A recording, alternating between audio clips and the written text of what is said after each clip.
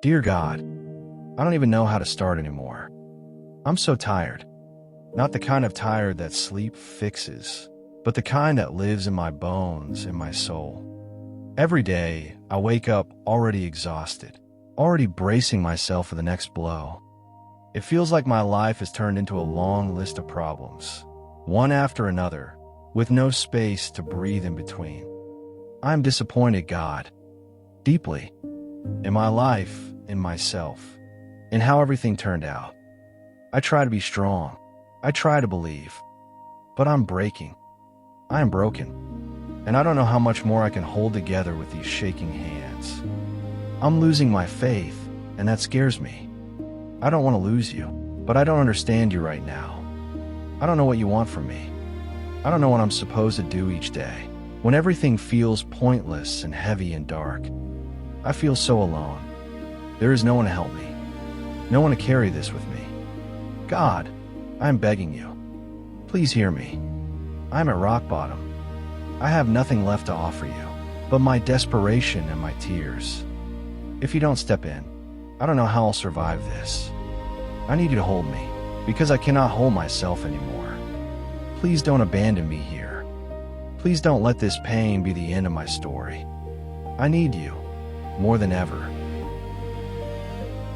As we hear this prayer, I remember a very good passage relevant to this in the Bible. In the book of Psalm 34, verse 18, the Lord says, "The Lord is close to the brokenhearted, and saves those who are crushed in spirit."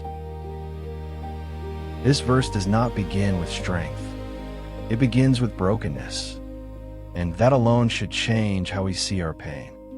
So often we believe, quietly deep inside, that God comes near when we are faithful enough, hopeful enough, strong enough. But Psalm 34 verse 18 tells a different story. It says God is close not when we have it together, but when our hearts are shattered, when our spirit feels crushed under the weight of disappointment, loss, unanswered prayers, and exhaustion. That is where God chooses to be nearest. Brokenhearted means more than sadness.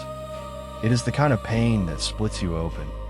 The kind where life did not turn out the way you prayed, hoped, or worked for.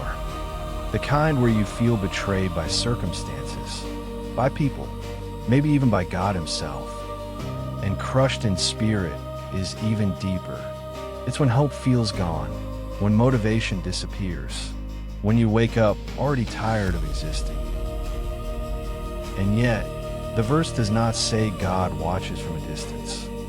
It says He is close, not rushing you, not scolding you, not disappointed in you. Close. Close enough to hear the prayers you can't put into words. Close enough to see the tears you hide from everyone else. Close enough to sit with you in the silence, when you have nothing left to say. And then the verse says something even more important. He saves those who are crushed in spirit. Not He advises. Not He gives them a lesson. He saves.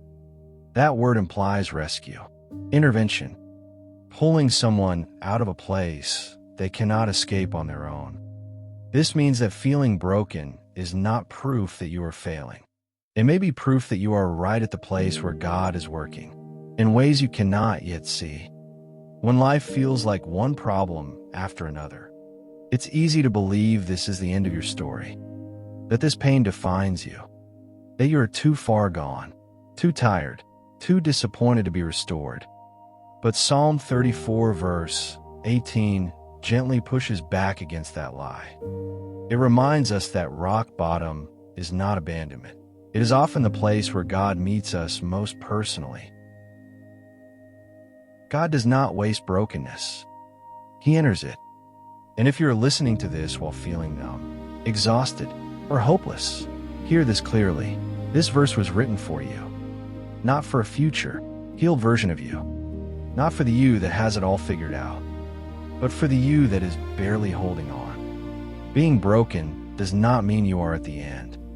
It means you are at a place where God is near, where rescue is possible, where the story is still being written. You may not feel saved yet. You may not feel strong yet. But the promise of Psalm 34 verse 18 is not based on your feelings. It is based on God's character. And if God is close to you now, then this is not the end of you.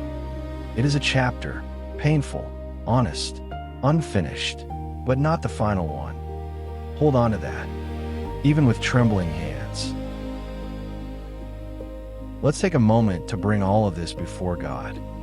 Whatever you're carrying, your pain, your doubts, your exhaustion, let's place it in His hands together. God of mercy, you see us exactly as we are. You see the places where our hearts are tired, where hope feels thin, where words no longer come easily. We thank you for this promise, that you are close to the brokenhearted, that you do not turn away from our pain, that you do not wait for us to be strong before you come near. For those who feel crushed in spirit today, be their shelter. For those who feel lost, be their guide. For those who feel numb or exhausted, be their quiet strength. Sit with us in the silence. Hold us when we cannot hold ourselves together. And remind us, gently, that this chapter is not the end of our story. Teach us to trust you even when we don't yet feel healed, to believe you are working even when we cannot see it, and to rest in the truth that we are never abandoned. We place our brokenness in your hands, knowing you're close, knowing you save, knowing you are faithful. Amen.